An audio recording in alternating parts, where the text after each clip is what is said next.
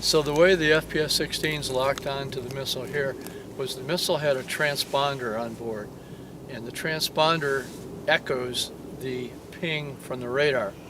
And so before we could launch, both radars had to have a positive lock on the missile. The missile would launch so quickly that there was no other way for the radar to stay on it other than with that transponder.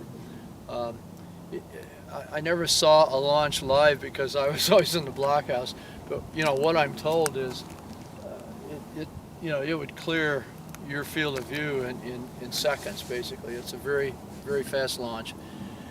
Both radars would track it, and they would track it all the way to apogee. Apogee on the missile would be about 120 miles out in space, and they would see it all the way up.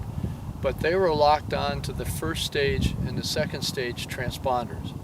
So as the first stage would fall away, one of these radars would follow it down because we needed to get a good track on where it landed.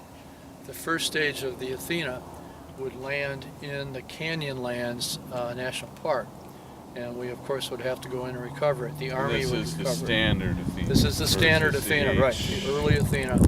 The Athena H, the later model, the first stage would go all the way to White Sands. And the stages of those two, the standard had how many?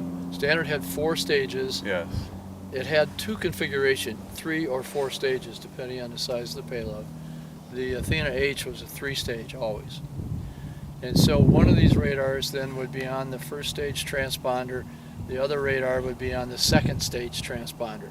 Because we needed to track the second stage, it would go all the way to the North Range extension in New Mexico, but it would track it with the transponder still operating as long as it continued to operate on battery. So it would track it all the way to the horizon.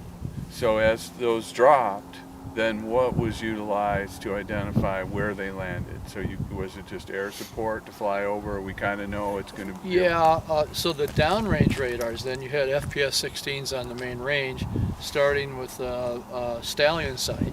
Yeah. Those radars would lock on when Athena came over their horizon.